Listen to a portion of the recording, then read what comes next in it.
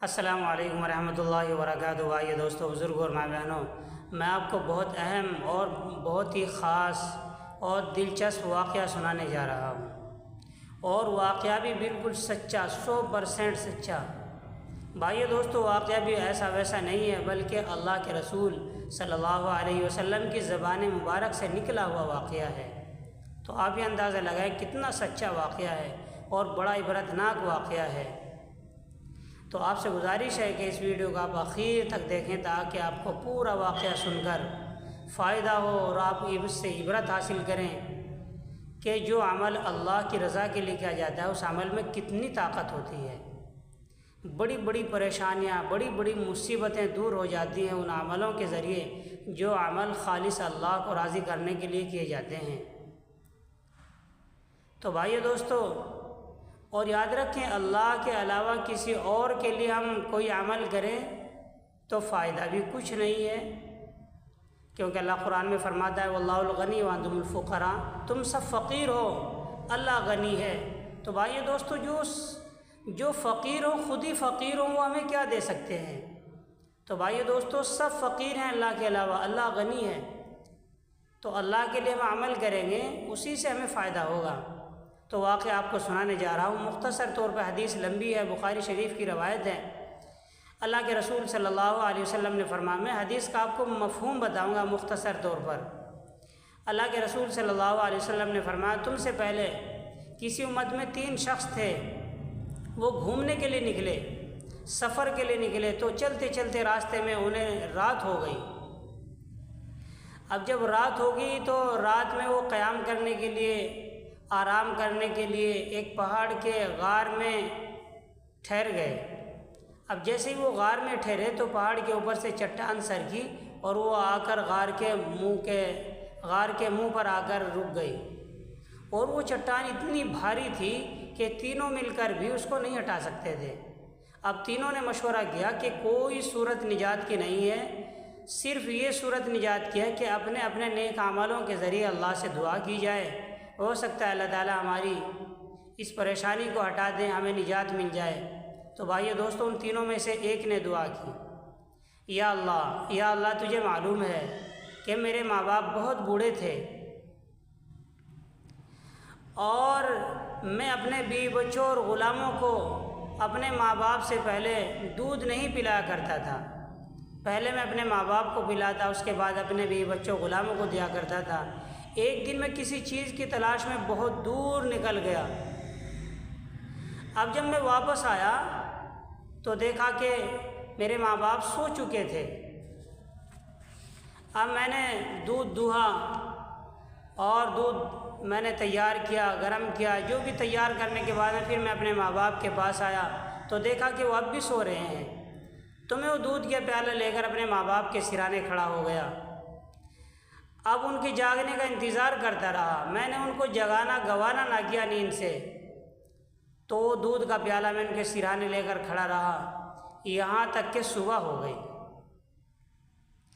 اپنے بیوی بچوں کو ان سے پہلے نہ پلایا اور وہ سو رہے ہیں، ان کی انتظار میں پیالہ لے ان کے سرانے کھڑا رہا یہاں تک کہ اسی حالت میں صبح ہو گئی۔ جب صبح کو بیدار ہوئے تو انہوں نے شام کے نام کا اپنا وہ دودھ پیا۔ تو بھائیو دوستو، اس نے پھر کہا، یا اللہ اگر یہ عمل میں نے تیری رضا کے لیے کیا ہے، یا اللہ تیری رضا کے لیے کیا ہے تو یہ چٹان ہٹ جائے، ہم سے پریشانی ہٹ جائے۔ تو بھائیو دوستو، وہ چٹان تھوڑی سی سرکی لیکن نکلنا ناممکن تھا۔ دوسرے نے دعا کی، یا اللہ میری چچزاد بہن تھی، اس سے مجھے بہت محبت تھی، میں نے ایک مرتبہ اس سے اپنی نفسانی خواہش کو پورا کرنے کا ارادہ کیا لیکن وہ تیار نہ ہوئی۔ ایک مرتبہ اس کو کسی مجبوری نے، کسی پریشانی نے میرے پاس آنے پر مجبور کر دیا، تو میں نے 120 دینار سونے کے ہوتے ہیں بھائیو دوستو، 120 دینار اس کو دیے کہ وہ رات میں کس وقت تنہائی میں مجھ سے ملے۔ تو وہ آ گئی اور آنے کے بعد میں قریب تھا کہ میں اپنے نفسانی خواہش اس سے پوری کروں، تو اس نے کہا کہ اللہ سے ڈر۔ اس نے کہا کہ میں تیرے لیے یہ بات حلال نہیں سمجھتی کہ تو اس کام کو کرے۔ تو اس نے کہا کہ میں اپنی اس حرکت سے باز آ گیا۔ اسی طرح بغیر خواہش پورے کیے میں ہٹ گیا، اور وہ 120 دینار بھی میں نے اسی کو دے دیے، وہ بھی نہ لیے میں نے۔ تو کہا یا اللہ، اگر میں تیری رضا کے لیے، تیرے خوف کی وجہ سے، تیرے ڈر کی وجہ سے میں نے وہ کام نہیں کیا، اپنی نفسانی خواہش پوری نہیں کی، تو یا اللہ یہ پریشانی ہم سے ہٹ جائے، یہ چٹان ہٹ جائے۔ تو بھائی دوستو، وہ چٹان پھر تھوڑی سی سر کی، لیکن نکلنا ناممکن تھا۔ پھر تیسرے نے دعا کی، یا اللہ میں نے ایک مرتبہ کچھ مزدوروں کو مزدوری پر رکھا، تو میں نے سب کو ان کی مزدوریاں دی، لیکن ایک مزدور اپنی بغیر مزدوری لیے چلا گیا۔ تو کچھ دن کے بعد آیا، اور میں نے اس کی مزدوری کو کاروبار میں لگایا، اور کاروبار میں لگا کر بہت کام آگے بڑھنے کے بعد میں پھر وہ ایک دن مزدور آ کے اللہ کے بندے مجھے میری مزدوری دے دے۔ تو اس نے کہا تیری مزدوری ہے، غلام، نوکر، یہ بکریاں، یہ گائے جو بھی ہیں، یہ تیری مزدوری ہے۔ تو مزدور نے کہا کہ اللہ کے بندے مذاق نہ کر، مجھے میری مزدوری دے دے۔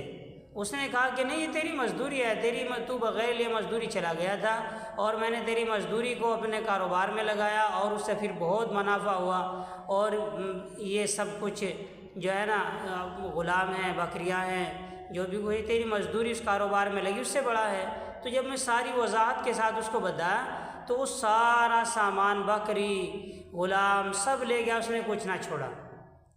تو اس نے کہا یا اللہ، اگر یہ عمل میں نے تیری رضا کے لیے کیا تھا، یا اللہ تیری رضا کے لیے کیا تھا، تو یہ پریشانی ہم سے ہٹ جائے، یہ چٹان ہٹ جائے۔ تو بھائیو دوستو، چٹان مکمل غار کے منہ سے ہٹ گئی، اور وہ بعافیت غار سے باہر نکل آئے۔